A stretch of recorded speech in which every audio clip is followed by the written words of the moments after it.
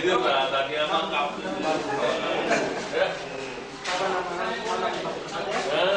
Happy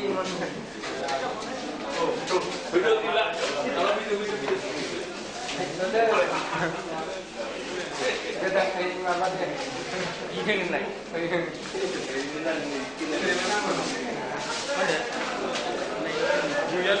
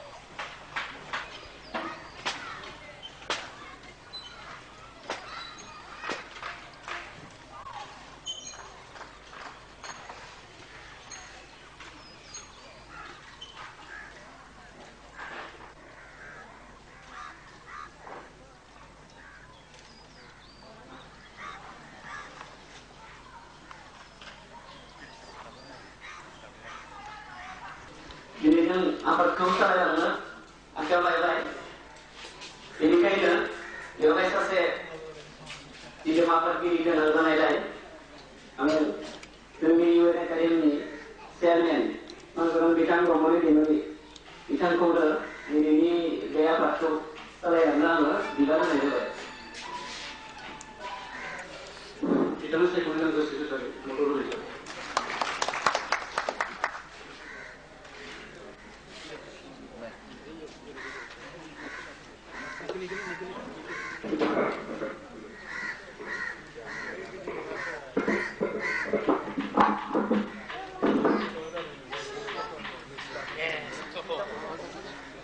Event Academy ini Chairman Mandaran Rajya Sabha MP Wilji Brahmo Event Academy Director Mandaran Krishna Gopal Sadhya Mandaran Event Akademiyaव मुं थिसनफैनाय फरायसाफोरनि guardian नोंथांमोन आरो बे बरपेटा ओनसोलनि मानिजाथाव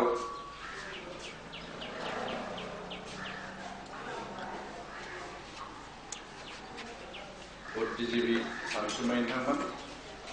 आरो जोंनि हाबाफारियाव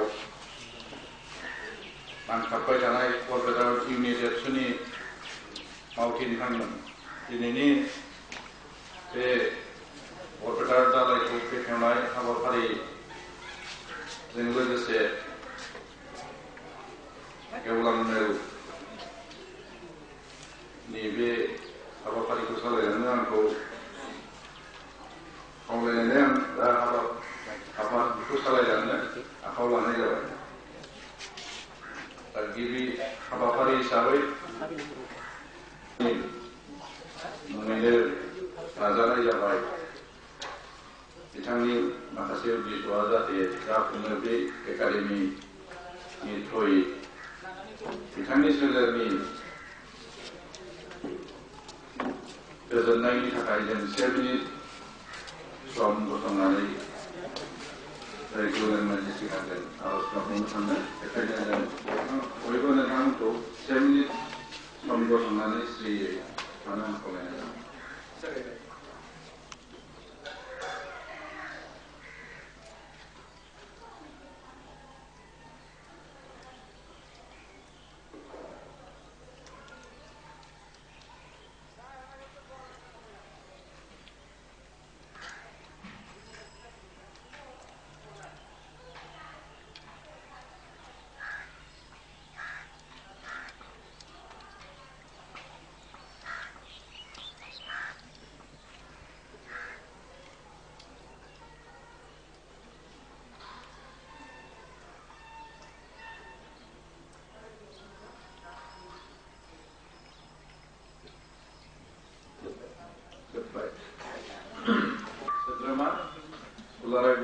फरायसा आफादनि थुनलाइयारि नेहाथारि अनिल बसुमतारी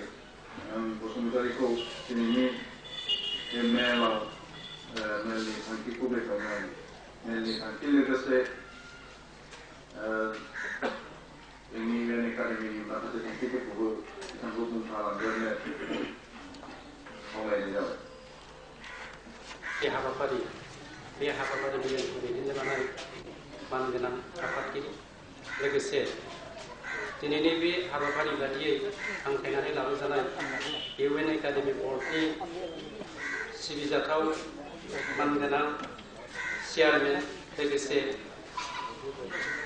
राज्य सभानि MP बिथां आरो बे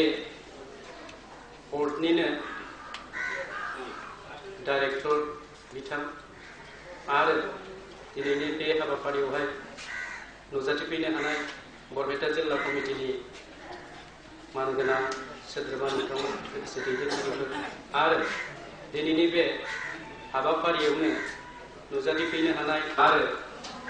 दिनैनि बे हाबाफारियावहाय बयनिबो जाफुंनां हिसाबै हेफाजाब होनायाव बाहागो लाफैनाय गारजेन बिथांमोन आरो दिनैनि बे UN एकाडेमि बेखेवनायजों लोगोसे इयुननि हाबाफारिफोरजों खाब जाहोनानै फरायसालिखौ दैदेनलांनायावहाय जाफुंहोनायाव गावबा गावनि गथ'फोरखौ थिसनफैजानाय उन्दै उन्दै फंबाय बिनानाव आरो बेवहायनो नुजाथिफैनो हानाय मानगोनां दैदेनगिरि रायजो राजा नोंथांमोन दा जि सोलोंसालिखौ बरपेटा र'डआवहाय बेखेवनो लानाय जाहैबाय। बे बेखेवनो लानाय हाबाफारिया दिनै जागायजाबाय। गंसे बेसरकारि केन्द्रनि फरायसालि जाहैगोन आरो बे बेसरकारि सोलोंसालि उपेन्द्र ब्रह्म ट्रास्ट बे ट्रास्टनि गेजेरजों बेखौ दानाय जाहैगोन आरो बे ट्रास्टआनो बेखौ सालायलांगोन आरो बेखौ सिरिबाङै सालायलांनो हानाय बायदिनि थाखाय बे ट्रास्टनि गेजेरजों मोनसे सेन्ट्रेल गभर्नमेन्टनि बर्ड दादों। दा बे बर्डआनो बेवहाय बिथोन हरनाय बायदि लोगोसे नैबेखौ मख'नांगोन दि दुलाराय बर' फरायसा आफादनि खावलायनायजों लोगोसे गले गले थिनबाय थानायजों लोगोसे बेवहाय थाखा दावगायोब्लाबो गुबुन गुबुन दाब दाब जायगायाव गायसनजानाय UN एकाडेमि बायदियैनो बरपेटा र'डआवबो गायसननो लानाय जाहैदों। गायसननो लानाय लेखानो दिनैनि बे हाबाफारिखौ लानाय जादों आरो दिनैनि बे हाबाफारि बायदियैनो इयुननि हाबाफारिफोरा थामहिनबा थाखोखौ बेखेवनायजों लोगोसे थाखोनि जि मावनांगौ खामानि फरायसालिनि बेखौ दिनैनिफ्राय जागायनाय जाहैगोन आरो बे जागायनाय जाहैगोनाव दिनैनि बेवहाय नुजाथिफैनाय गारजेन फरायसाफोर फोरोंगिरि बिथांमोन बयनिबो हेफाजाब नांगोन। अब्लासो जोंनि बेफोरजों गोरोबलांफानानै मावलांनो थाखाय जाथिखौ बुहुमनि गेजेराव दैदेनलांनो हानाय बायदिहाय जे मोनसे सम एबा सुजुग नांगौ बे सुजुगखौ होनो थाखायनो बे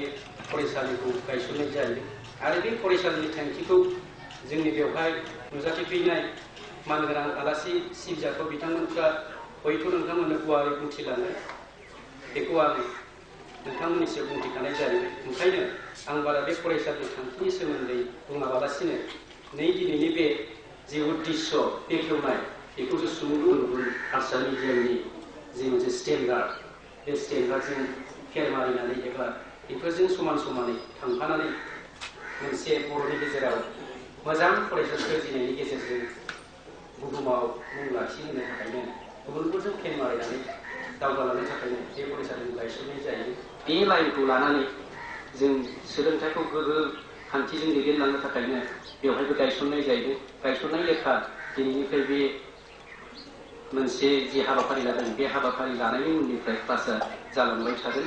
आरो जालांनायनि उनाव गोजौनिनो गोजौ थाखो मोनलांबाय थागोन बेखौ जों बुंथिखानानै दोननाय जाहैबाय आरो फैगौ बोसोरफोरावहाय बिदिनो जों 5सिमबो लानो सानदों खेबसेनो देग्लाय हास्लाबासै हयथ' बिनि थाखाय जों दुखु फोरमायो। बेनि थाखाय बयबो रायजो राजाफोरनिसिम UN एकाडेमिनि चेयारमेन राज्य सभानि MP मानगोनां इउजि ब्रह्म बिथाङा बिबुंथि लाखिगोन। आं जेनेबा बिथांखौ बिथाङा हयथ' जोंनि गासिबो उद्देश्य आरो गासिबो बिथिंखौ बुंनायजों लोगोसे मिजिंथिबाय दा बिथां ब्रह्म बिथांखौ बिबुंथि लाखिनो आं खावलायनाय जाबाय। मेयरनि आफादगिरिनि मासिखौ लानानै बरपेटायाव लकेल बर्ड UN एकाडेमिनि चेयारमेन आरो बिथांजों लोगोसेयैनो बे एकाडेमियाव गोदानै थिसनजानाय गाहाय फोरोंगिरि आरो फोरोंगिरि बिथांमोन दुलाराय बर' फरायसा आफादनि बरपेटा जिल्ला कमिटि आबसुनि बेराफैनाय UN एकाडेमिनि गिबि थाखोनि फरायसा गथ'फोरनि गारजेन सानसुमै बिथांमोन रायजो राजाफोर एसे आगोलाव बरपेटा रोड बे टाउनाव UN एकाडेमिनि मोनसे आरो फसंथान एबा फरायसालि गायसननाय जाबाय आरो बेखौ जोङो दिनै फुंबिलिनि हाबाफारिजों बेखेवनानै लानाय जाबाय।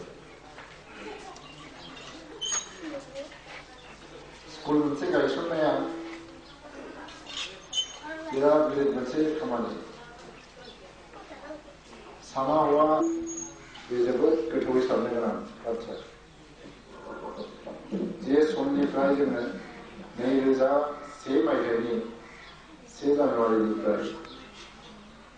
क'क्राझाराव UN एकाडेमिखौ जागायदोंमोन। बे समनिफ्रायनो जों बांसिन बेखौ बोरै गायसननो फेहेरनो बेखौ बाराद्राय सानाब्लानो बेनि इयुन एबा भबिष्यतखौ लानानै जोङो रासिनै सिन्था खालामबाय थानो गोनां जायो। फरायसालिखौथ' गायसनबाय खालामनो हाबाय इयुननि हाबाफारिखौ लानानैसो जोङो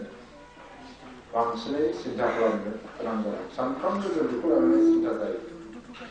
जे जों बेखौ माबोरै साक्सेस खालामनो बोरै जाफुंसार होनो। दा दिनैबो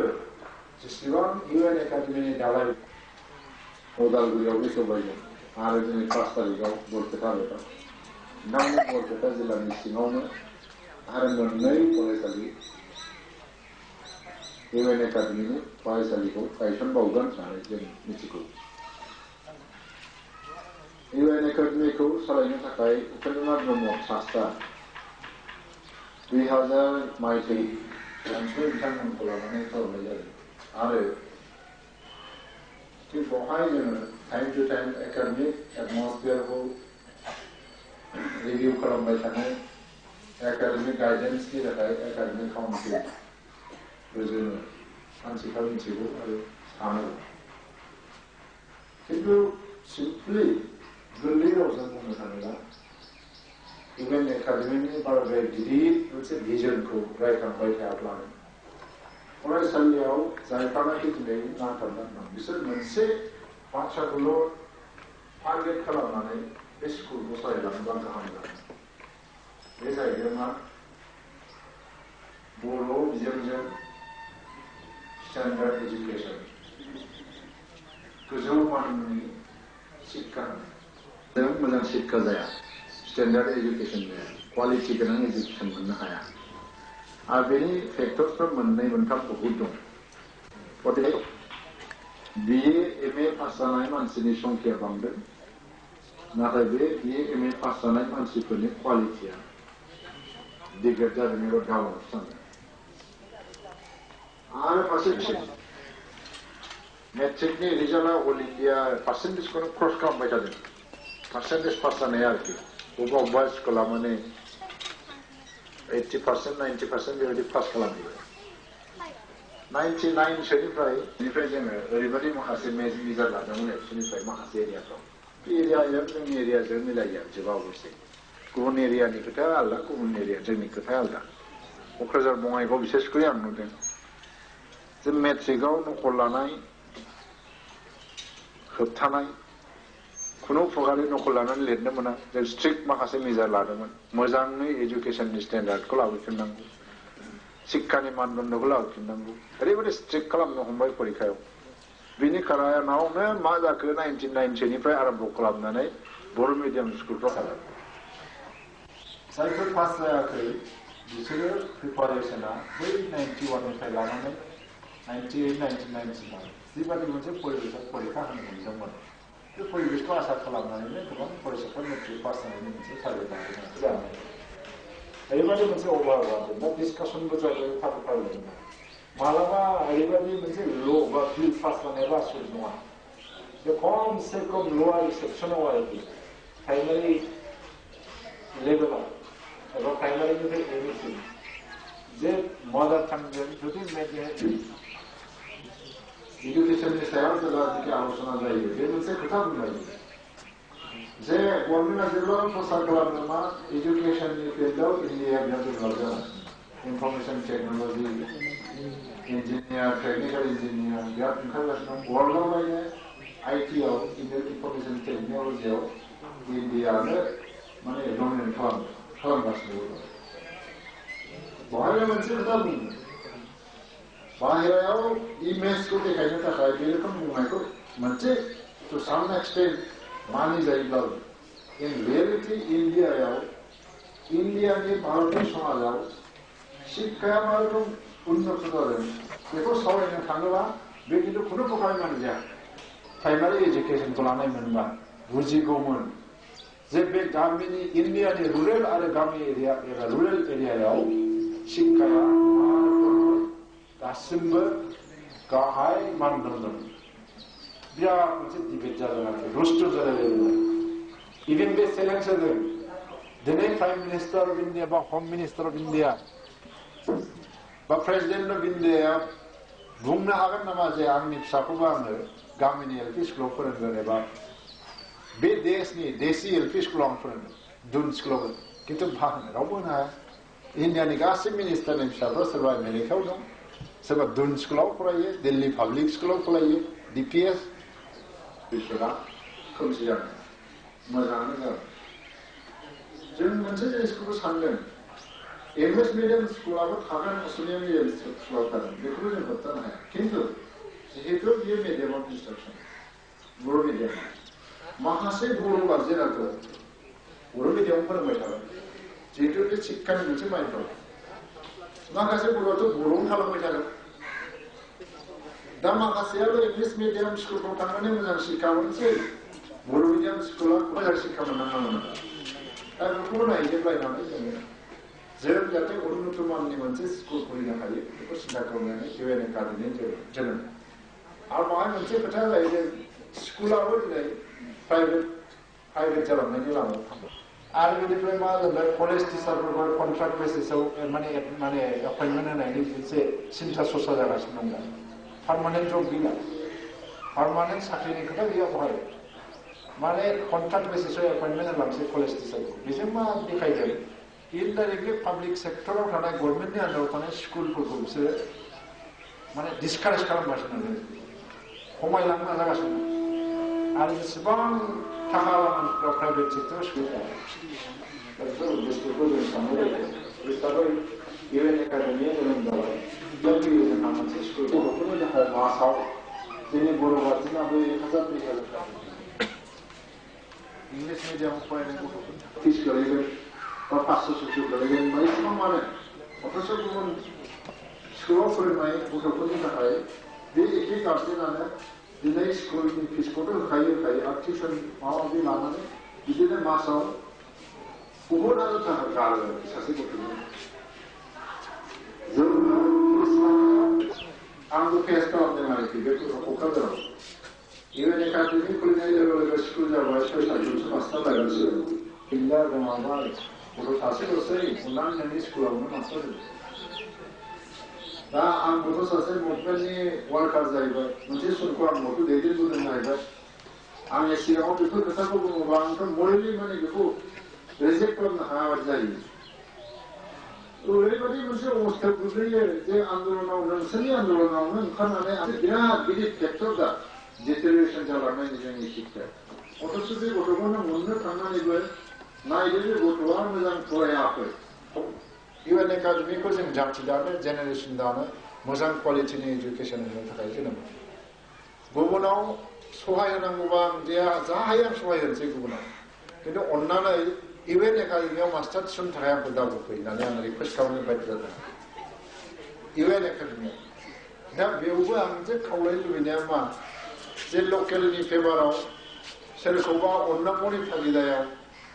जे क्वालिटि गैथारै मानसिखौ टिचार सोसननांगौ जायोब्ला बे स्कुलाबो खिन्थु सालबाय थायो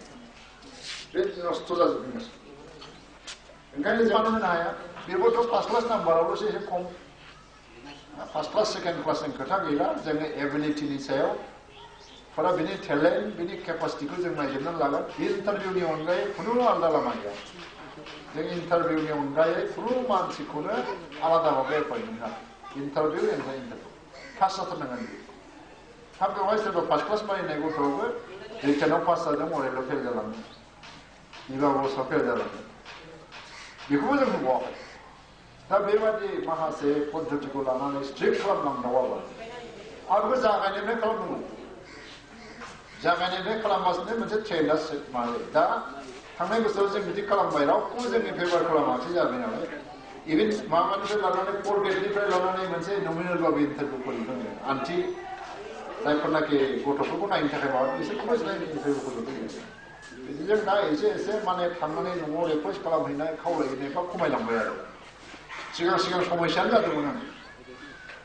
एकदम आंनो थांनानै जाहैदों बे न'खराव बिनि न'खरा पुलिसजों बुख्रुब जाबाय दाना बियो फैनानै जुदि गाबफैयोबा मा खालामनांगौ जेरावबो मोनाखिसै नोंनियावनो होदो होनना बुङोबा थेवबो ओरैबायदि खथ' जानो बायद' जानांबाय जों उफाय गैया बेवहाय अन्तत' जोंखौ दाखावो बेबादिजों दिनै मोनसे माबा जादों दा क'क्राझाराव खुलिनानै मोनसे एक्सपिरियेन्सआ मा आं दहाय बुंनाय बादि मोजां शिक्षा जायोबा मोजां क्वालिटि गोनां मोनसे शिक्षा जायोबा बर' मिडियामावबो बर' गथ'फ्रा बर'नि गार्जेनफ्रा फोरोङो नोंसोर मेल मिथिं बुङो जे एकदम माने बर' मिडियाम फोरोंनांगौ खिन्थु जायगा होनाय 100नि एबाव थांबाय आं जों माबादों मा आइएल क्लासाव जों डाइरेक्टलि एडमिसन होनाय नार्सारिनिफ्राय लानानै माने 4सिम डाइरेक्ट एडमिसन जायोब्लाबो 5, 6, 7निफ्राय जों डाइरेक्ट एडमिसन होनाय माने एक्सेपसनेल केसाव साफा सानै लाबोनाया आलादा खिन्थु बायह्रानिफ्राय फरायनानै फेल जायै जाहैबाय एडमिसन लाफैगोन क्लास 8, 9, 7 बे इनस्टिटिउसनाबो बदनाम जागोन हायार क्लासाव क्लास 5सोनि अखोलै गोजौआव माने डाइरेक्ट एडमिसननि सिस्टेमखौ स्टप खालामनांगौ बेनि गथ'फ्रा थांनाय माने उफाय गैथ्रा जेनेबा बर' मिडियाम फरायनो गोजौफ्रा सोरबा गथ'आ ट्रेन्सफार जायोबा गुबुननिफ्रायबा आरो एसे केरियारफ्राव मोजां गेलेग्रा साप'ज आं एडमिसन होनाय बेखौ जों खालामदों कनसिडारेसनाव खिन्थु जेनेरेलि जों एडमिसन होआखै दा रेसिडेन्सियेल सिस्टेमखौबो जोङो बाहाय गायसनबाय बेबायदि एसे स्टेप खालामलाङोबा स्कुला निस्सय मोजां जायो आरो बेनिफ्राय बे स्कुलनि उद्देश्यआ मा दानि जुगा जाहैबाय आं एजुकेसनिस्टआ एजुकेसननि डेफिनेसना मा एबा बेनि कनसेप्टआ मा फिलसफिया मा बहुत रोखोम होबोदों आरोखि गुवार लेखा बुंजासे लिरबाबो जोङो खिन्थु दा गासिबो ज' खालामजोबनानै फंसे रावै फोजोबनो नागिरदों education that is need based education मानसिनो जेरै नांगौ दामानि एजुकेसननि पलिसिफ्राबो 5 बोसोरावनो परिबर्तन जागासिनो दं 5 बोसोर 10 बोसोरावनो चेन्ज जागासिनो दं गोदो 40-50 बोसोरनि मोनसे आसनि लानानै एजुकेसन पलिसिया बानायनाय जायोमोनब्लाबो दिनै एफाराब लं रन पलिसि बानायनाय जाया खारन जुगा ओरैबायदि जाबाय दा जोंनाव मा जादों जोंनि इनस्टिटिउसनाव जों बेखौ लायफोदोंब्लाबो फर्मेलि लिरनाय इंलिसाव बिराद उइक जानायखौ जों नुनो मोनो बरे बर' मिडियाम फरायनानै थांनाय गथ'साफ्रा इंलिसाव लिरनाय उनाव सफैयो माने क्लास 8निफ्राय बा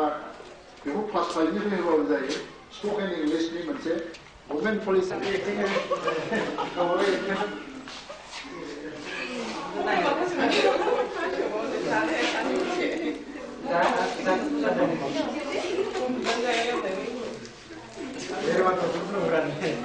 गाबोन मोनदों नामा होनबा मा होनना जोङो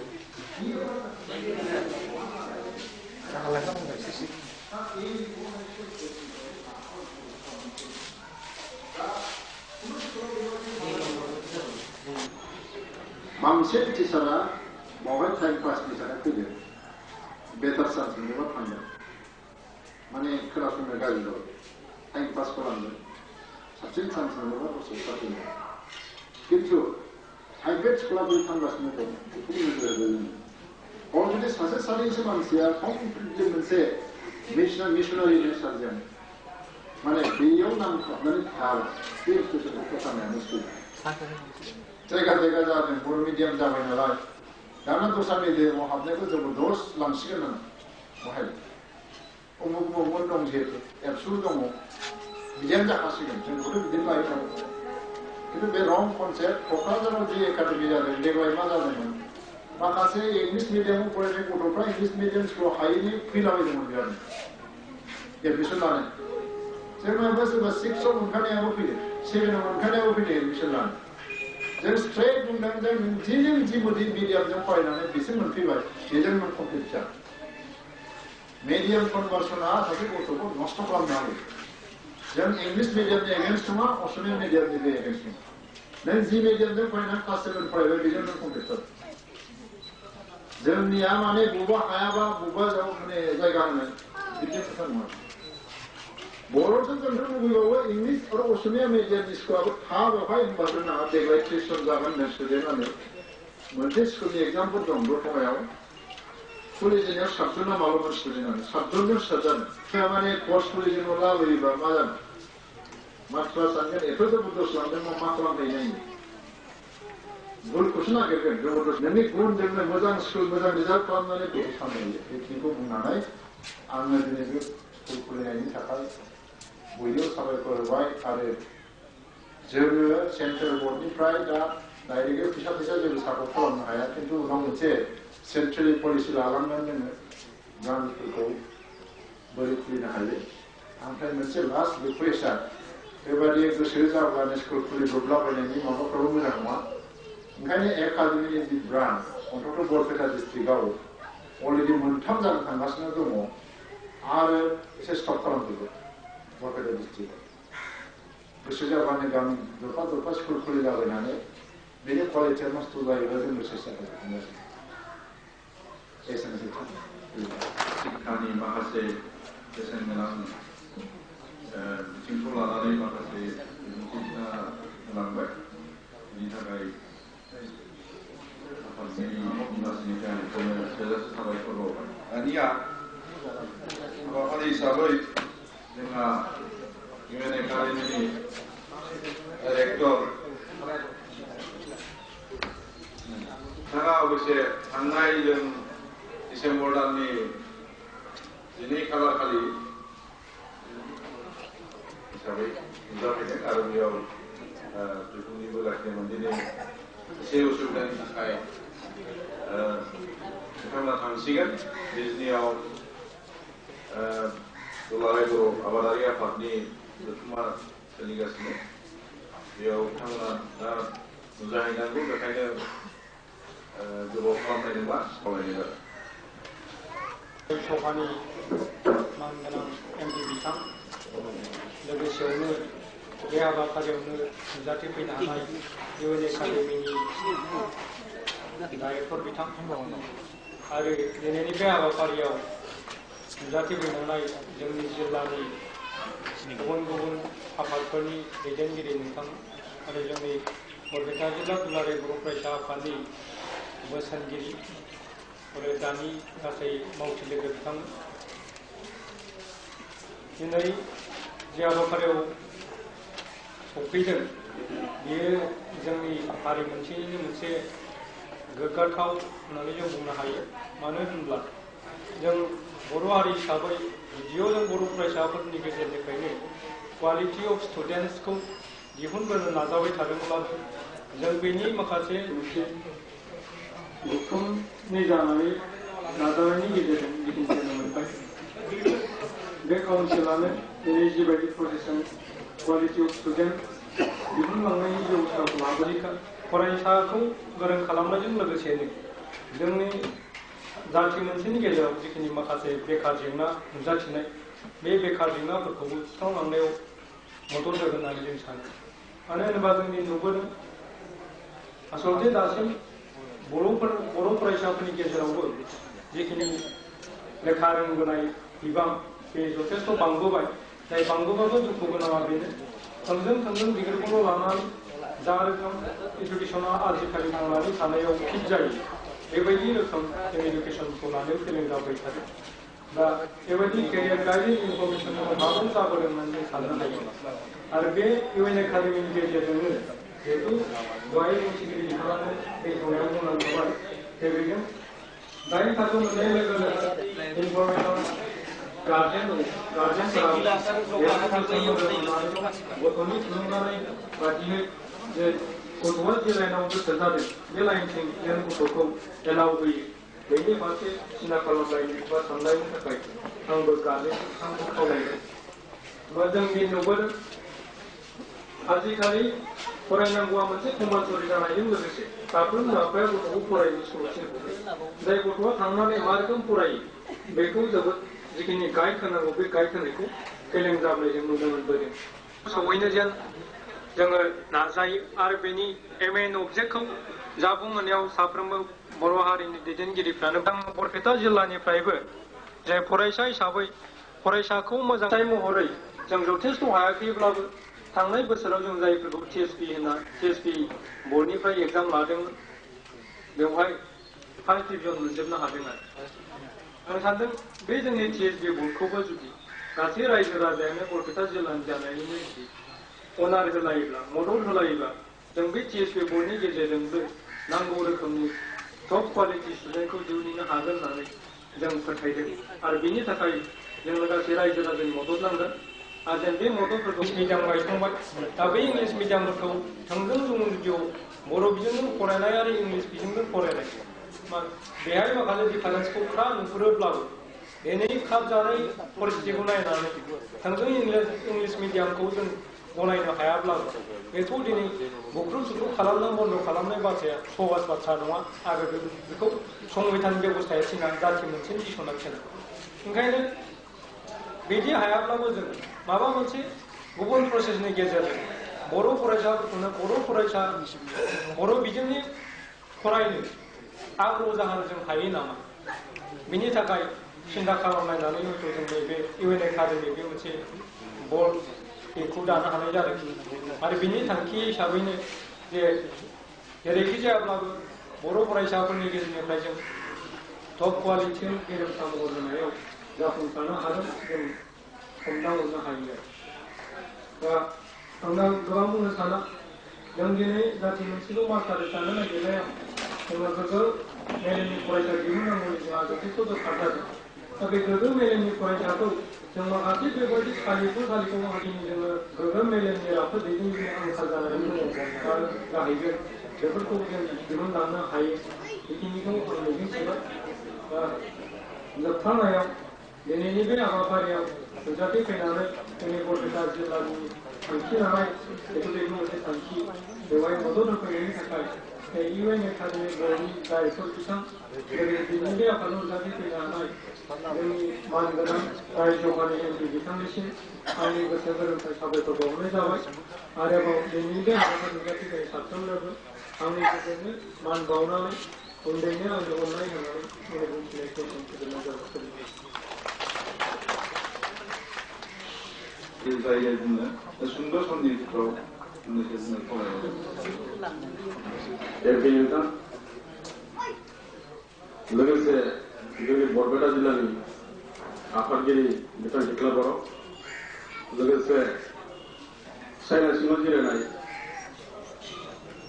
फरायसाफोरनि अभिभाबक लोगोसे फरायसा लोगोसे रायजो राजा बिथांमोन एक्सुवेलि आं अभिभाबक लोगोसे रायजो गथ' एडमिसन होनाय जियानो जादों जोंनि हारिखौ लानानै जिथु मावनो गोनां सम फैगासिनो दं आरो हारिखौ फोथांना लाखिनोब्ला जोंनो जिहेतु राव नांगौ आरो रावखौ फोथांना लाखिनोब्ला जिहेतु फरायग्रा नांगौ बेनि थाखायनो जोङो जोंनि बे हाबाफारिया मोनसे डिसिप्लिनजों मेनटेन खालामनानै जाहाथे बे एकाडेमिखौ जोंनि बर' हारिनि भबिष्यतनि बाथ्राखौ लोगोसे साननाय फालांनाय जोंनि जाथिखौ दावगाहोनायाव मदद होलांनो थाखाय बयबो जेबोन खावलायखायो लोगोसे बे फरायसालिनि जिथु स्टाफ बिथांमोनखौ जाहाथे बिथांमोना जाहाथे डिसिप्लिनखौ मेइनटेन खालामनानै गाव गावनि जिथु एट्राकसन रायजोफोरनि गोहोखौ बोगथाबहोनो हायो जाहाथे बेखौ बिथांमोना जेब्लाबो जुजिबाय थायो आरो बिथां बुंथिगिरिया बुंनानै लेखाय जाहाथे जेब्ला जोङो मोजां फिथाइ मोननो हागोन नङा आं बेखिनिखौ बुंनानै आंनि बुंनांगौखौ फोजोबबाय माबायाव प्रफिट हिसाबै जों जेबो लानो सानाखै दा बे खेत्रआवनो जों हस्टेलनि बेलायावबो जों माखासे हिसाब निकास खालामनानै बेखौ फिसफोरखौ जों दाबो थिग खालामथ'वाखै खिन्थु जों खोब मोनसे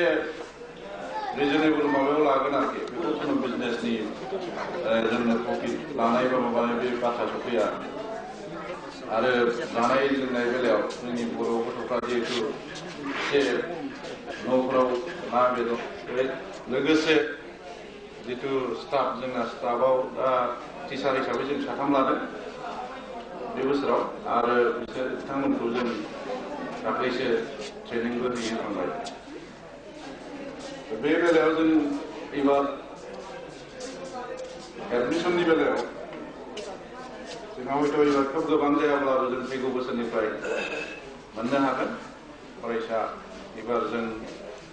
25निफ्राय 30 फरायसासिम जों टारगेट खालामदों आरो बारा गोबांद्रायबाबो जों सुबिदाबो माने खालामस्लाबनोबो हाखानाय नङा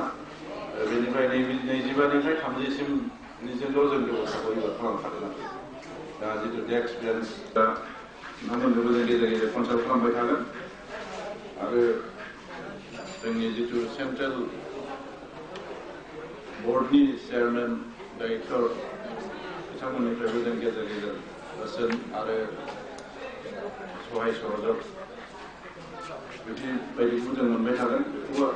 आसा खालामनाय जाबाय आरो एसे आगोलावसो बिथाङा जिहेतु रायजो सभानिबो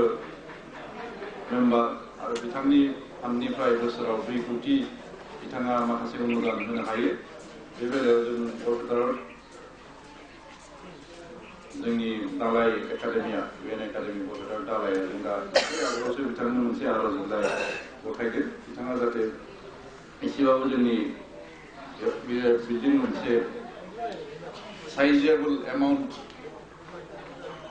नायथावथाव एमाउन्टनि जाहाथे सेंसन जोंनो न' लुनायनि थाखाय होयो आं बिथांनिसिम बेखौ गासैबो रायजोनि लोगोसे बरपेटार दालाय एकाडेमिनि जानानै बिथांनिसिम बेखेवलांनो खावलायबाय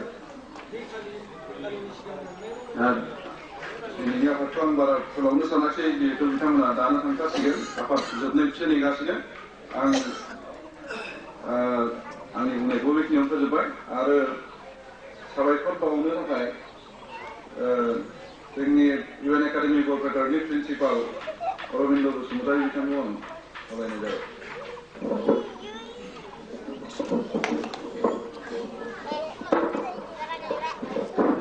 बिथां गिबियावनो आं बिथांमोननो जोंनि एकाडेमिनि जानानै बे बरपेटा बे क'क्राझारनि दालाय बरपेटानि जानानै साबायखर बावग्रोनाय जाबाय बेनि उनाव जोंनि बे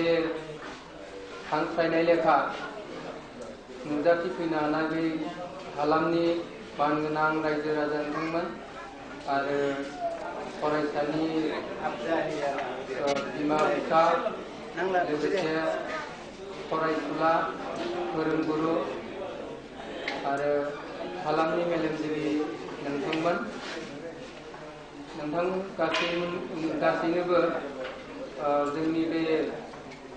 एकाडेमि जानानै साबायखर बावहरनाय जाबाय नोंथांमोननि हेफाजाबाव दिनैनि बे गोथार फोरबोखौ मोजाङै मोजां दैदेनलांनो हानायनि थाखाय लेखा बाहागो लाफैनानै जोंनि हाबाफारिखौ जाफुंनो मदद खालामगोन बे मिजिंजों जोंनिफ्राय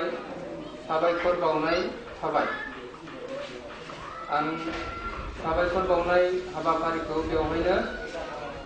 फोजोबबाय एसेनोसै दिनैनि आफादा एसेयावनो जोब्बाय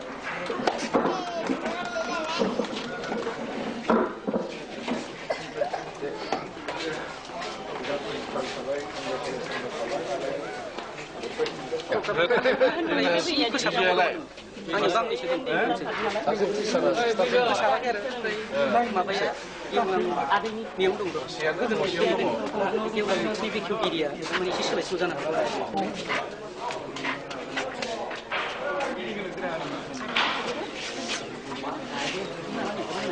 जानायनो गालांगोन देग्लायथ' गैखाया थालांखानो फैबाय खिन्थु लाखिया लाखिया दोनै पलिसि लानानैथ' सेन्ट्रेल जायगासिनो रायलायदों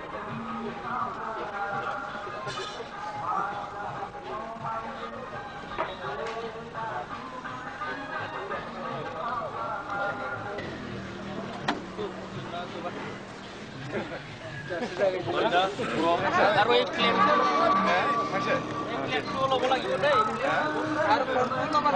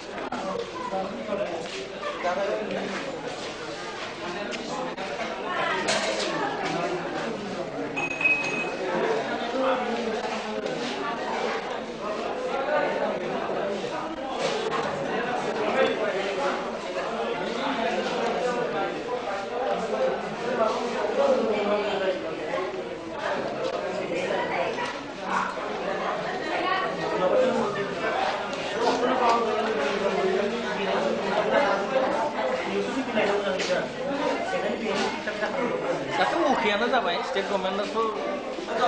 जोंनि जिथु प्रप'जेल सासेल'सो बारा हमनो हाबाय जों होननाय मोनसे जायाखै दाबो सासे बारा माने होननाय मा हिसाब खालामो 16 जन माबा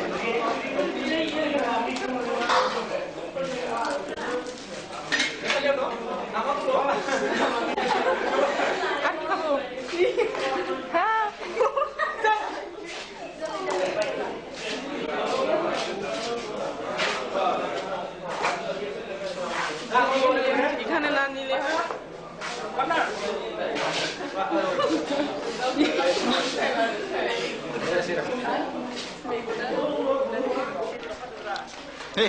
di aru ini malah kalah bro ini malah ini ini kan orang tuh kira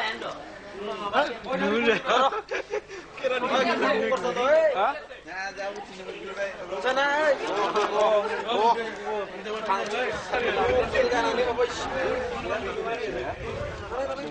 ada di sini Daud di ini lalu di ini kan apa namanya paling karo dia tadi be mau orang baik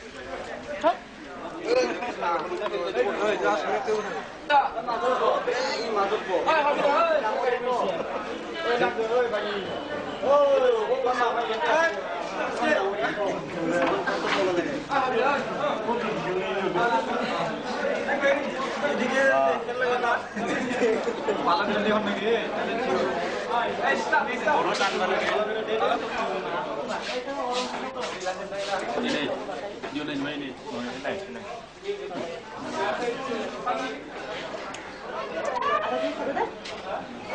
Alam na. Sớm lần Ayan. Chào.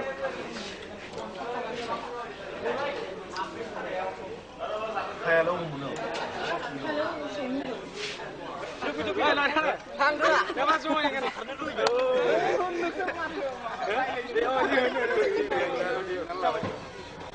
Ang Asia kan ni.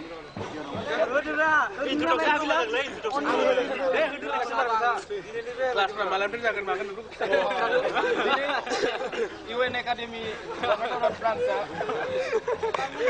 Uji Brahmoni. Uji Brahmoni ini ya. Uji dari mana? Open salam जाबाय. Integration salam जाबाय. बेनिखायनो जोंनि बरपेटा रड इउनिटआबो मोजां मोननानै गायसननायखौ बयबो ज' जादों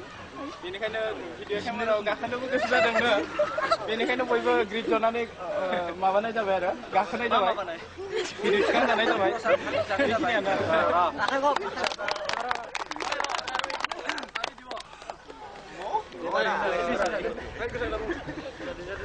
बरपेटा रड बोराय बर गासिबो मावथि सोद्रोमा लोगो नोंथांमोन लोगोसे हावलि आनसलिकनि मावथिफोरा लोगो नोंथांमोन दिनै जों बे खाबुआव जोंनि गासिबो बर' फरायसाफ्रा खौसे जानो खाबु मोनदों बेयावनो जोङो जोंनि दिनैनि बे एक्सप'जों लोगोसे बे गासिबो सावगारि लोगोसे सेबखांनाय जाहैबाय आंनि बिबुंथि बेखिनियानो एकाडेमिनि हेफाजाब होनायनि थाखाय आं बिनि सायाव साबायखर होबाय गासै फरायसा लोगो बिथांमोनखौ आरो फट'खौ जमा लानाय जाबाय लोगो नोंथांमोन दिनै UN ब्रह्मनि मुङाव स्कुलखौ गायसननाय जानायलाय बिथांनि मुङाव बिथाङा जाहाथे सोरगोआव आलो गोजोन थायो बिनि थाखाय जोब्बाय होदों दसे जोब्बाय